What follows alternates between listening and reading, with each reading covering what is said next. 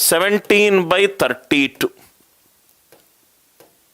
70/95, 17/32, 70/95, 17/32, 70/95, 70/95. ఈ దాంట్లో ఏది పెద్దది? నేను ఇప్పుడు ఏమన్నాను సార్?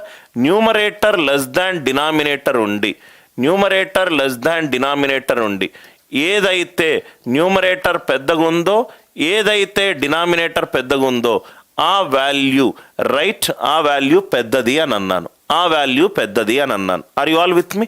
మనం క్యాలిక్యులేట్ చేస్తే ఇది 17 × 95, ఇదేమో 32 × 70, 0 7 14, 2240, ఇదేమో 5 85, 153 1615. సార్ ఈ క్యాలిక్యులేషన్ చెయ్యాల్సిన అవసరం ఉందా అంటే లేదు. ఇది ఒకటి. కానీ ఇక్కడ మనం ఏం చేస్తున్నాము?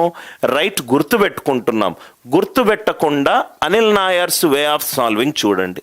ఇది నేను 17/32, చాలా జాగ్రత్తగా చూడండి సార్, 70/95. ఈ క్వశ్చన్ చూడంగానే మీకు ఒక ఐడియా రావాలి. 70 అనేది 17కి 4 కంటే ఎక్కువ, 17 × 68. ఈ వాల్యూకి 4 రెట్ల కంటే ఎక్కువ, ఈ వాల్యూకి 3 రెట్ల కంటే తక్కువ. కాబట్టి ఫస్ట్ వాల్యూ ఎప్పుడూ కూడా తక్కువగా ఉంటుంది.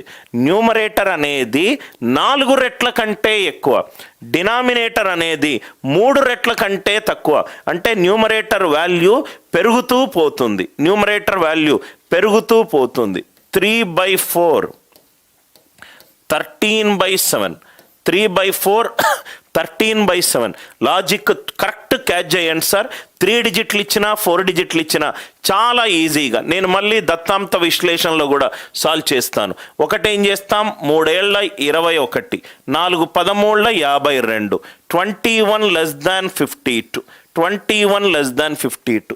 క్వశ్చన్ చూడంగానే 3 13కి 4 రెట్ల కంటే ఎక్కువ, ఇది 2 రెట్ల కంటే తక్కువ. న్యూమరేటర్ లెస్ దాన్ డినామినేటర్లో numerator percentage growth value denominator కంటే ఎక్కువ ఉంది, కాబట్టి ఇది less than. Are you all with me? ఇది చూడండి సార్, 102/231, 456, 336. చూడంగానే ఇది 3 రెట్లు కంటే ఎక్కువ, ఇది 2 రెట్ల కంటే తక్కువ, కాబట్టి లెస్ దాన్. ఎవరైతే 3 డిజిట్స్కి 4 డిజిట్స్కి లాజిక్ కావాలో అర్థమైందా సార్? అర్థమవుతే చాలా ఈజీగా సాల్వ్ చేయొచ్చు. ఇవన్నీ మీకు జనరల్గా టెక్స్ట్ బుక్లో పర్సంటేజ్ అనేది 100 ప్రాబ్లంలు సాల్వ్ చేస్తారు, కానీ ఆ పర్సంటేజ్లో మనకు చాలా అప్లికేషన్స్ ఉన్నాయి. దయచేసి అందరూ రిప్లై చేయండి అర్థమవుతే. ఇది కూడా చూడండి సార్, 171/182, ఇదేమో 689, ఇదేమో 542. ఇది 4 రెట్ల కంటే ఎక్కువ, ఇది 3 రెట్ల కంటే తక్కువ, ఇది లెస్ దాన్.